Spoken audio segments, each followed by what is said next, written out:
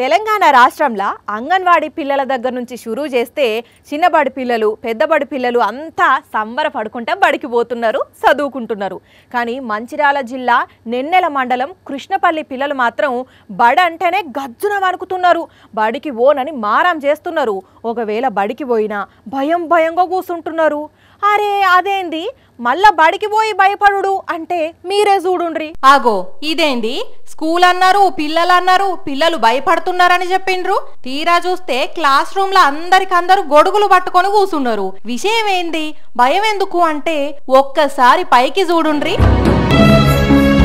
ఇప్పుడు అర్థమైందా ఎందుకు భయపడుతున్నారో పిల్లలు. వానొస్తే ఈ డాబా కురవడమే కాదు పెచ్చులు కూడా ఊడి తలకాయ మీద పడుతున్నాయట.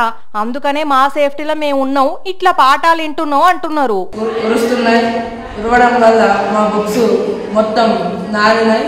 ఈ క్లాస్ రూమ్ అభివృద్ధి చేయాలని జెడ్పీఎస్ఎస్ కృష్ణపల్లి స్కూల్ వాళ్ళందరూ కోరుకుంటున్నారు.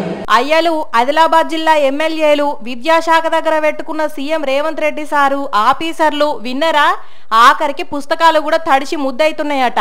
ఇక ఇట్లయితే వాళ్ళ చదువులు ఎట్లా సాగుతాయో ఎట్లా ముంగటికి పోతాయో మీకే ఎక్కువ తెలుస్తుంది. గాని జర దయతలచి కొత్త బిల్డింగ్ కట్టి పుణ్యం కట్టుకోండ్రి సార్లు. బడి ఇట్లుంటే సూర్యాపేట కలెక్టరేట్లో చూడుండ్రి చక్కదనం ఎట్లున్నదో. మొత్తం సీలింగ్ షీట్లు ఊడిపడ్డాయి. దగ్గర దగ్గర 15 ఫీట్ల మేర జిప్సం సీట్లు పడితే పెంట పెంట అయింది. గోడలకు నీళ్లు కూడా ఆరుతున్నాయి.